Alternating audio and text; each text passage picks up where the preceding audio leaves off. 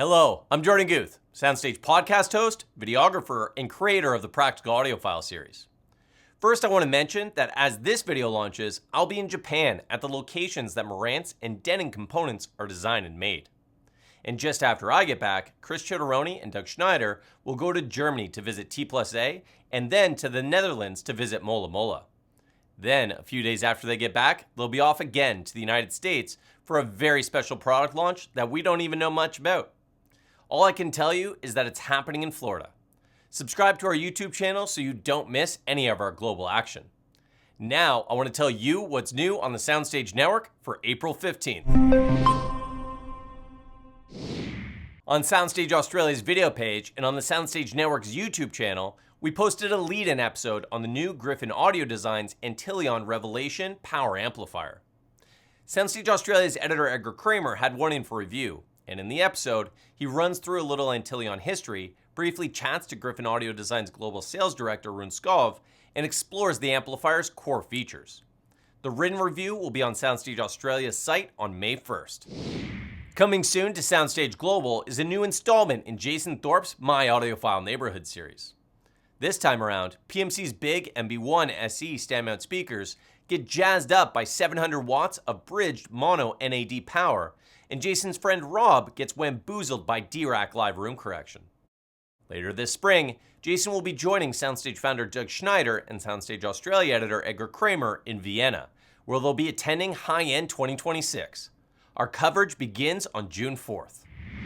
For his For the Record column on SoundStage Ultra, senior editor Jason Thorpe listens to a new reissue of Talk Talk's seminal 1993 album, Spirit of Eden, and compares it with the reissue he bought back in 2012. Jason was wowed by the inky black silence of the new pressing, stating, "Spirit of Eden is all about the spaciousness, about the space between the notes, the silence interspersed with occasional intentional fury." Then adds, "A silent pressing with essentially zero surface noise dramatically increases the presence and impact of this music." On SoundStage Access, Tom Moon reviews Technics SL50C direct drive turntable, which comes with a pre-mounted Ortofon 2M Red cartridge and has a built-in phono preamplifier. The SL50C is the most affordable model in Technics' line, but Tom thinks it could be many people's forever turntable. In his monthly unboxing column, senior editor Dennis Berger gives some clues of what to expect from his upcoming review of NAD's new C3030 integrated amplifier, which features prominent VU meters and other cool retro design elements. On SoundStage Hi-Fi, George Dessau reviews the Sorana active loudspeaker from Sigberg Audio, which is based in Norway. The beautifully styled Sorana has 600 watts of built-in amplification and incorporates some unique technology for counteracting room boundary reflections. George writes, "Throughout my listing, the Sorana pair delivered open, dynamically engaging, and spatially explicit sound with precise imaging, agile bass, and a neutral tonal balance that invited extended listening." In his March 1st review on SoundStage Access, Dennis Berger states that KEF's Q Concerto Meta stand-mount speaker is one of the finest speakers he's ever auditioned in that price class. Not surprisingly, the Q Concerto Meta received a Reviewer's Choice Award. Now it's been named a SoundStage Network recommended reference component.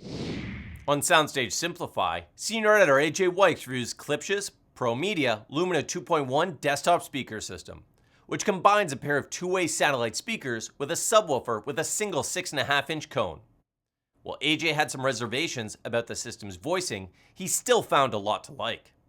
He concludes in his review, "If bass extension matters more to you than neutrality, if you listen mostly to electronic music or watch a lot of video content, if you're seriously into gaming, or if you want a coherent desktop system that does not require assembling components from different manufacturers, the Lumina delivers on what it promises."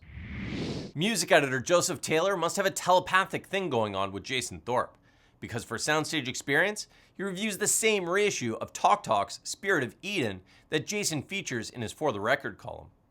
Some critics liked Spirit of Eden wholeheartedly, while others were just as strong in their panning of it, Joseph writes. Then adds, "As with so many judgments made after the fact, it's probably best to enjoy Spirit of Eden on its own terms. To my ears, the best way to do that is on this vinyl reissue." For his Art Plus Tech column, James Hale listens to recent recordings from 3 distinctive jazz musicians through the same Stark Sound Beta 5 loudspeakers that Dennis Berger recently reviewed on SoundStage Access. For his monthly column on SoundStage Solo, senior editor Jeffrey Morrison compares the latest noise-canceling earphones from Apple, Bose, and Sony, and discusses plans to review all three models. In his first review of this series, Jeffrey checks out Apple's AirPod Pro 3 earphones. For Android users, the AirPods have limitations, Jeffrey notes, but they're ideal for iPhone users. Then he concludes, they sound great, they have amazing noise cancellation, lots of interesting features, and somehow, amazingly, they do that all while costing less than the competition. As I mentioned earlier, the SoundStage team will be attending High-End 2026 in Vienna. But before then, we have some other great features coming on the SoundStage network. On May 1st, you could read Roger Cano's review of Lingdorf Audio's TDAI 2210 streaming integrated amplifier on SoundStage Hi-Fi. Also on May 1st, SoundStage Simplify will have Al Griffin's review of Klipsch's Flexus Core 300 soundbar, which is the first soundbar with built-in D-Rack live room correction. Coming to SoundStage Hi-Fi on May 15th is Philip Odet's review of SVS's flagship sealed subwoofer, the SB17 Ultra Evolution. Thanks for watching and see you on May 1st.